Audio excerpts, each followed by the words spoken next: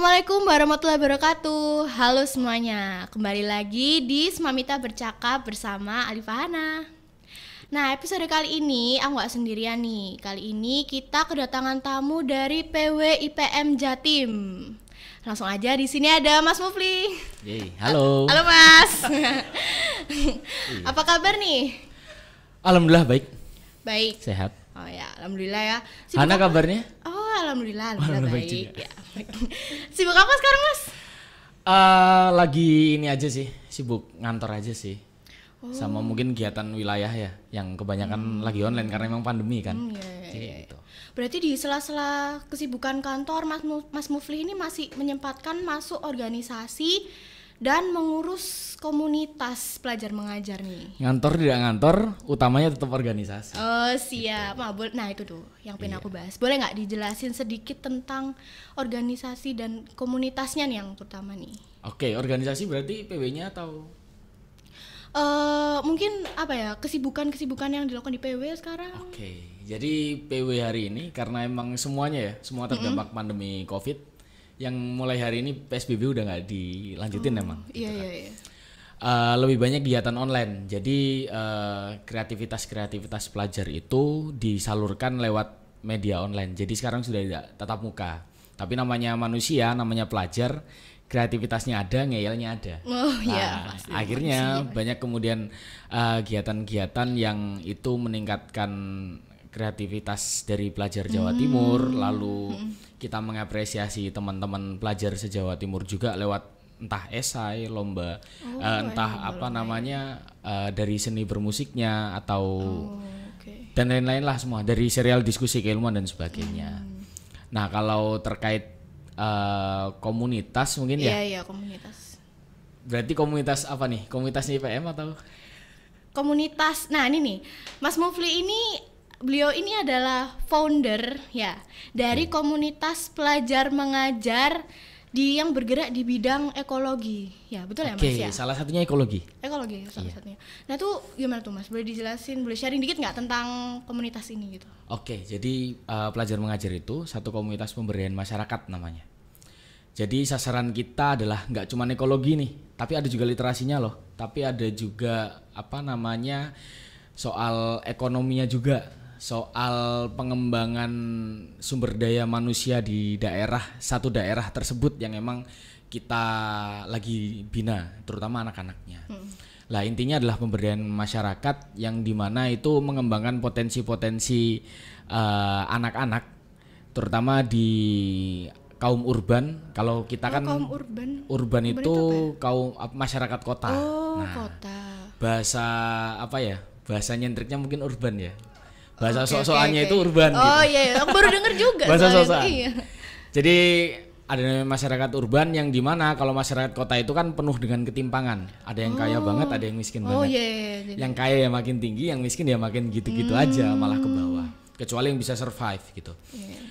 Lah di sana kita cari nih tempat yang sekiranya membutuhkan banget. Banyak yang putus sekolah, banyak yang kemudian mohon maaf rumahnya tidak layak, ataupun mereka yang sebenarnya punya potensi tapi kemudian sekolah sendiri pun tidak bisa merangkul itu. Jadi kita gerakan yang juga mengkritik terkait sekolah-sekolah formal. Yang kita lakukan adalah kegiatan-kegiatan pendidikan yang informal, yang sesuai kebutuhan dari anak-anak ini sih. Misal kita datang nih. Berarti lebih ke kayak akademisnya gitu ya? Atau juga akademis, non akademis, tergantung kamu pengennya apa hari ini. Begitu. Misal Hana nggak pengen belajar matematika, ya udah kita nggak belajar matematika. Jadi Hana pengen main, ya main. Berarti bukan ditentukan dari komunitasnya atau tergantung anak-anaknya itu maunya kayak gimana tuh? Kita punya standar. Cuman standar itu tidak baku. Yang jelas kita menyesuaikan konteks anak-anak itu seperti apa. Misal kita dalam 1 minggu sudah belajar matematika 3 kali katakanlah. Nah besok kan udah puyeng. Iya, puyeng tuh. Iya kan, saya juga dulu nggak bisa matematika soalnya. Nggak tahu kalau Hana ya mungkin lebih pintar ya. Enggak, sama aja kok Mas. Oke, jadi lebih ke arah lihat konteksnya. Konteksnya anak-anak lagi senang apa ini. Ketika dia lagi senang pasti dia akan mempelajari itu. Base-nya based on riset. Oke, begitu. Berarti kalau nggak salah ini tuh udah didirikan selama berapa Mas? 4 tahun ya, dari 2016? Ya, sampai hari ini. Sampai hari ini. 2020. Berarti masih berjalan ya? Ya, Nah, itu- cuman karena pandemi ini ya. Oh, jadi mungkin iya anak-anak sih. ngurangin intensitas. Cuman setelah ini mungkin ada kebijakan dan arah gerak baru, atau enggak anak-anak mau turun lagi gitu Oh mungkin. ya, nah itu Mas, kan dari 4 tahun tuh Ya. struggle yang dialamin tuh pasti banyak banget kan ya. Itu boleh deh tuh sharing dikit tentang struggle yang dialami. Ini menarik. komunitas ini. Ya. Oke, jadi setiap mendirikan komunitas itu kan mendirikan apapun lah, pasti di awalnya juga bingung mau Iya, ngapain gitu. Pertama kebingungan. Cuman setelah kita jalankan ya alhamdulillah nemu-nemu aja selama kita emang pengen banget dan isunya memang dibutuhkan banyak orang gitu. Iya. Pertama itu. Yang kedua adalah terkait struggle ya.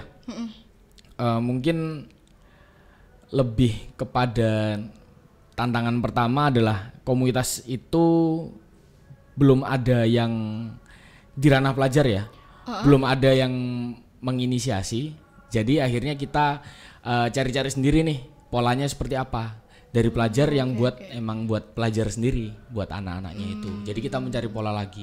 Yang ketiga lah terkait masyarakatnya sendiri. Kita cari tempat yang itu memang benar-benar membutuhkan, butuh riset yang panjang. Oke. Yang lumayan lama. Kalau nggak salah karena kita berjalannya setelah pelatihan ya. Jadi waktu itu di IPM Surabaya, waktu saya masih di sana, Oke. kita ada namanya sekolah advokasi. Oh, apa tuh kalau boleh tahu? Nah, Advokasi. sekolah advokasi itu semacam pelatihan. Kalau misal di IPM kan ada Taruna Melati, itu kan perkaderan tuh. Gitu. Kayak LDKS gitu ya bukan? Semacam LDKS, cuman khusus membahas bidang advokasinya. Advokasi itu pembelaan, pembelaan, pembebasan apapun itu. Nah, yang terkait intinya kita membela hak-hak teman sebaya kita. Teman sebayanya kita siapa? Ya teman-teman pelajar sendiri gitu. Gitu. Itu yang yang menjadi sedikit susahnya kita adalah kita ngeriset dari awal dulu. Emang bener ngebutuhin nggak? Pasti berapa lama tuh Mas risetnya terus? Lumayan sih, ada sekitar 4 atau 6 bulan gitu 6 dulu bulan, wow. awal-awal Itu setelah juga sekolah itu. pengumpulan relawannya juga termasuk atau gitu? Selama berjalan 6 bulan itu, Iya. selagi kita cari tempat, cari isunya apa di sana gitu kan. Terus masyarakatnya enak atau enggak, kita sowan terus silaturahim ke sana kemari kan. Misal ada ketua RT-nya atau tokohnya yang di sana, kita juga ini. Kita sambil juga nyari volunteer. Kita makanya volunteer. Karena kebutuhan kita adalah pelajarnya sendiri yang kita geret, yang kita tarik, kita ajak untuk ikut. Akhirnya sosmed kita mainkan. Sedikit struggle, cuman hasilnya lumayan memuaskan ketika di awal-awal. Sekitar ada 200-an orang. Cuman 200-an orang masuk grup. Karena kita mainnya sosmed. Akhirnya ya kayak sharing lah.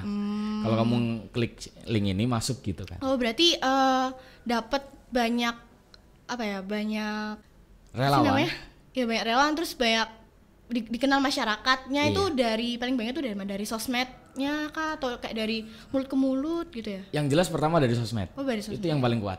Dulu yang emang dirasain bener-bener ya. Yang pertama dari sosmed, yang kedua kita juga sebar pamflet ke sekolah-sekolah.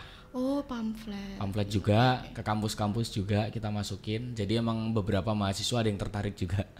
Tapi ya nggak apa-apa gitu kan. Oh, berarti relawannya itu apa Mas? Ada syarat-syaratnya kah atau apa, mungkin ada yang ingin join? Syaratnya cuma satu sih, mau aja. Oh, mau aja. Jadi nggak ada kayak batasan usia atau syarat-syarat apa gitu? Kita nggak membatasi karena emang itu karena gerakan sosial ya. Mau kamu gabung di bagian mana juga nggak apa-apa. Mau cuma danain juga nggak apa-apa gitu. Mau ikut terjun doang terus ngajar ini, kalau pelajarannya pas ini nggak suka ya nggak apa-apa. Kita bebas aja. Siapapun. Itu Mas. Perkembangan yang paling signifikan tuh dari awal waktu dibuat sampai hingga detik ini tuh. Itu gimana tuh? Oke, perkembangan dulu di awal-awal sih, 2 tahun pertama. Intinya pertama itu udah lumayan, maksudnya relawan sudah banyak. Terus lanjut jalan kan, tiap minggu, tiap hari Sabtu sore kita jalan. Tiap Sabtu sore kita jalan, terus akhirnya kita dapat banyak jaringan. Dapat banyak jaringan, komunitas-komunitas edukasi se-Surabaya juga. Ikut ya akhirnya ya? Ikut juga, kita gabung di sana. Terus yang paling memuaskan pertama, bukan memuaskan ya, maksudnya yang bikin senang aja. Pertama 200 orang itu, biarpun ya silih berganti, namanya juga seleksi alam gitu kan. Terus pernah juga ada beberapa prestasi yang kita dapat. Kalau di internal IPM sendiri ada namanya apa tuh? Tanwir ya? Ya Kan? Kesana juga ya? Enggak. Oh iya. Stalker nih, power of stalker. Oh ya udah lihat IG berarti? Udah dong, udah stalker. Udah di follow kan? Oh iya. Maaf. Enggak bercanda. Ya itu kan Tanwir PM ya, kalau nggak salah kan 2018 ya tuh. Iya, waktu itu di Kalsel, Martapura, Kalimantan Selatan, diundang. Dapat free tiket satu orangnya lagi berangkat. Cari duit sendiri. Itu dapat kita penghargaan best practice di bidang ekologinya. Iya, di bidang ekologi ya. Iya. Kalau nggak salah itu tentang apa ya? Kita ada kegiatan ekologi lumayan banyak. Jadi ketika misal sudah nggak ada kegiatan formal nih, maksudnya kegiatan kayak ngerjain PR, entah atau belajar belajar urusan sekolah akademis gitu kan. Nanti kita ada menanam pohon juga, bibit-bibit gitu. Oh gitu, itu juga sama anak-anak juga ya? Ya sama anak. Ya justru anak-anaknya yang harus gerak. Kita cuma ngarahin aja gitu. Karena itu yang melatih dia. Lalu juga karena di sana adalah isunya sampahnya itu banyak banget. Jadi di Kalimantan sana. Oh bukan, di daerah itu tempat kita sendiri. Kalau Kalimantan cuma penghargaannya doang. Tempatnya kita tuh di mana? Pantai Kenjeran tau? Pantai Ria itu di belakang itu. Di belakang itu ada kayak kayak laut, pasir terus sampah gitu. Terus pasir lagi terus sampah. Jadi banyak tumpukan. Akhirnya kita lihat ini harus dibersihin sih, cuman kita coba nyadarin anak-anak dulu aja. Jadi ada kegiatan yang tiap 1 bulan sekali pasti ngumpulin sampah-sampah itu, terus kita kasih ke jadi ada sekumpulan ibu-ibu di sana, ibu-ibu Aisyahnya juga yang punya bank sampah. Yang itu kerja sama Pemkot. Akhirnya kita kolaps aja sekalian. Oh iya. Nah tuh Mas, narik anak-anaknya tuh biar mau tuh gimana tuh? Pertamanya sulit juga. Iya makanya kayak narik anak-anak. Pertama kita ke rumah-rumah tuh. Oh ke rumah. Ke rumah-rumah. Volunteernya yaudahlah kita ke rumah aja. Sebelum itu kita juga nyebar pamflet nih pertama, karena ada woro-woro di sana. Juga. Di sekitar tempat sana. Karena memang ada pojok-pojok tempat emang yang buat tempat woro-woro gitu, kayak Agustusan gitu kan. Oh ya, apa sih namanya tuh kayak mading. Mading. Ada yang bisikin ternyata. Jadi kayak mading gitu kan. Ada mading saya tempelin, terus kita lihat nih, wah nggak banyak juga. Akhirnya kita jemput. Jadi ketika bulannya nggak datang, kita jemput bulan. Door by door gitu ya? Door to door, gitu. Kita datang. Maaf. Tembok dong ya. Ya dah. Gitu. Oh berarti narik anak-anaknya juga lumayan ekstra juga ya Mas? Lumayan juga awal-awal. Cuman kalau anak-anak udah apal kita, datang sendiri. Jadi tiap Sabtu sore kita nggak usah muter, dia udah datang. Wah, ya. Kecuali uniknya di sana kalau ada yang lagi ulang tahun, ya udah ngumpul semua. Nggak ada yang bisa kemana-mana. Jadi dirayain juga nggak tuh? Lu tanya apa gimana? Dirayain. Oh dirayain ya. Karena di sana ya lumayan erat lah ininya. Orang-orang warga di sana gitu. Oke. Oh ya, kok bisa cerita di balik bisa dapet penghargaan Tanwir? Itu tuh gimana tuh Mas? Mungkin ada kayak hal menariknya gitu. Simpel sih. Itu kita ngisi ini aja kayak lembar bukan sih, kuesioner online gitu. Tentang best practice IPM, karena emang yang pertama itu juga di riset dari PP IPM, yang kedua juga dilombakan sekalian. Jadi untuk mewadahi mengapresiasi dari anak-anak IPM yang emang punya gerakan gitu. Nah, di sana lebih ke ngejawab konsepnya aja, konsepnya dari pelajar mengajar kita gimana, terus gerakan ekologinya di mana, terus dampaknya buat masyarakat gimana lah itu. Setelah itu akhirnya ada pengumuman nih. Pengumuman. Berangkat lah. Itu saingannya banyak nggak sih Mas? Atau ada beberapa komunitas lain tuh juga yang bergabung tuh? Kalau itu nggak seberapa paham ya, karena datanya dari sana. Cuman kayaknya sih lumayan karena nasional Oh, juga. nasional. Iya. Ada penghargaan lain nggak dari yang udah didapat komunitas? Kalau mengajar? pernah tahu IESEC? Oh, IESEC itu apa tahu, ya? tahu. Ininya panjangannya. Pokoknya yang Internasional nggak sih? ya internasional. ya? Cuman yang kayak kalau di IPM kayak pimpinan daerahnya. Kayak tingkat lokalnya di Surabaya.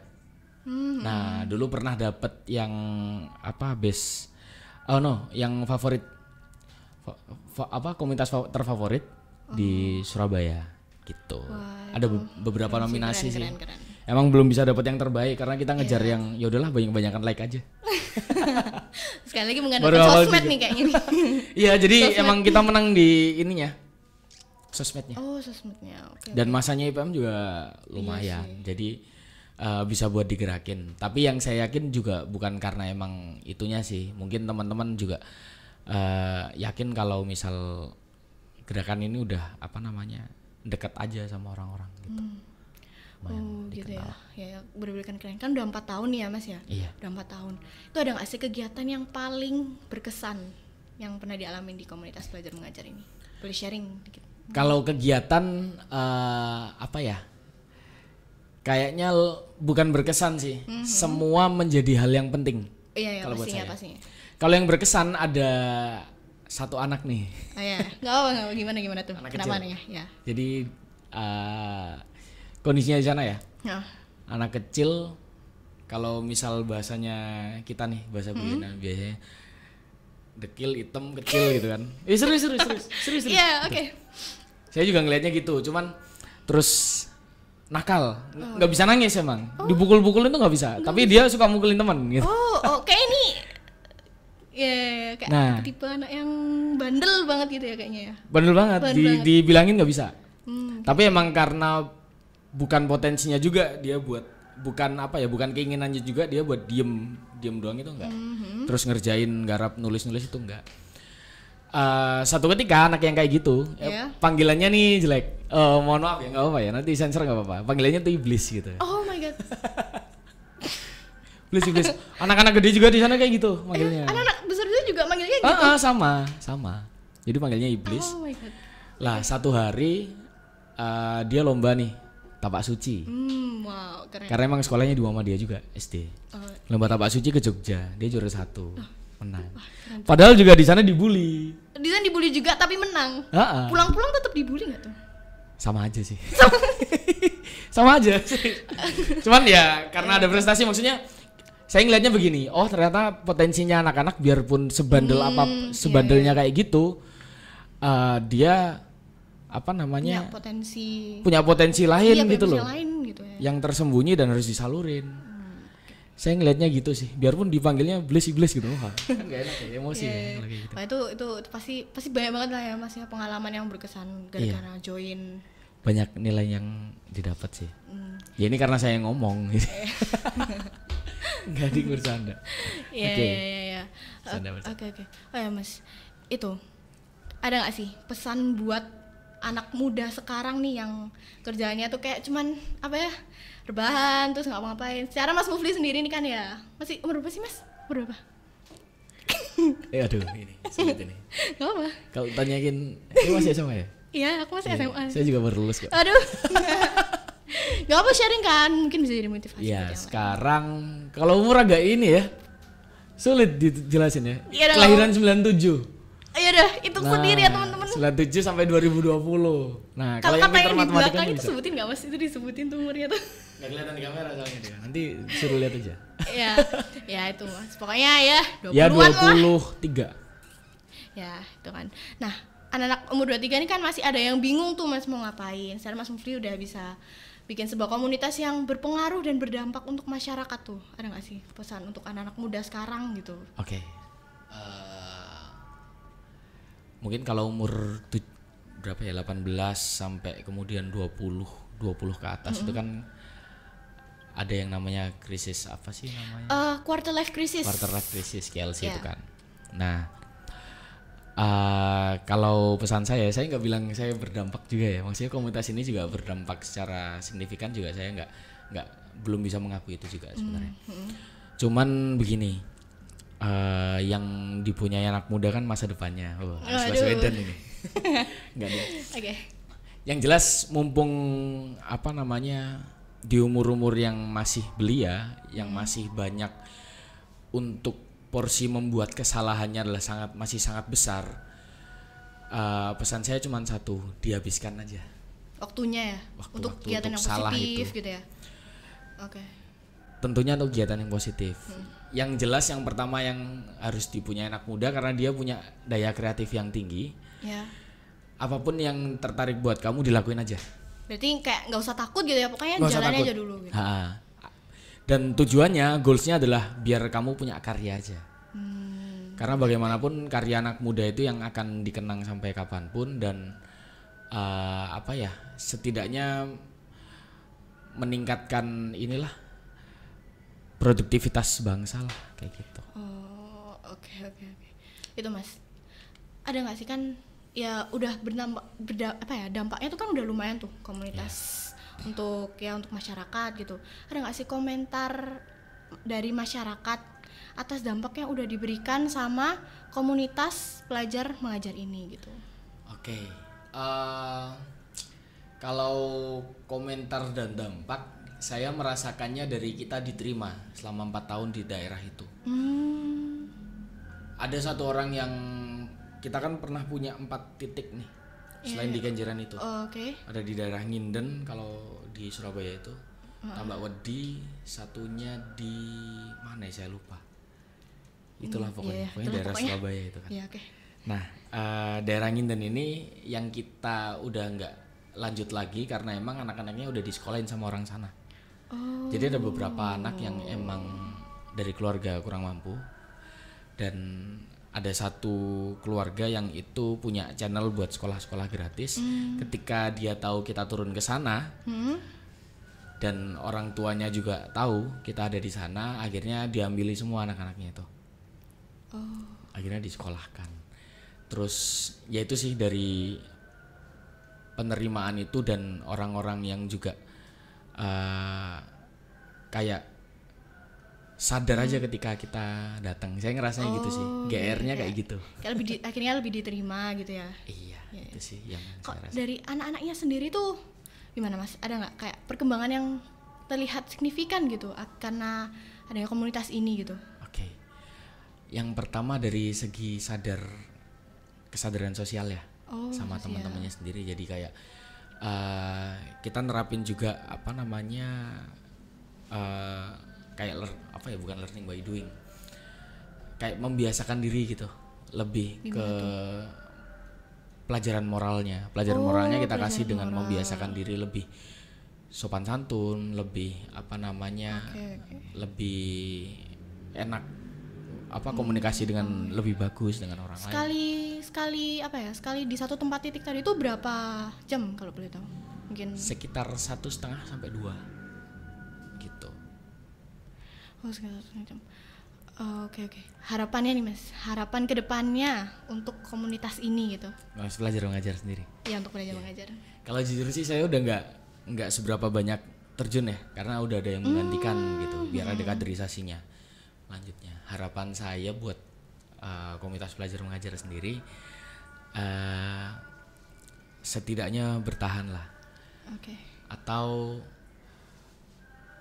dan lebih meluaskan jaringannya lagi, karena bagaimanapun soal pendidikan itu satu poin penting yang itu bisa kalau itu berhasil juga negara juga yang dapat untungnya gitu. Itu sih. Kayaknya udah lumayan panjang nih ya Mas ya. Oke, sekian dulu dari kita. Saya Alifana. Saya Mufli Ramadhani. And see ya.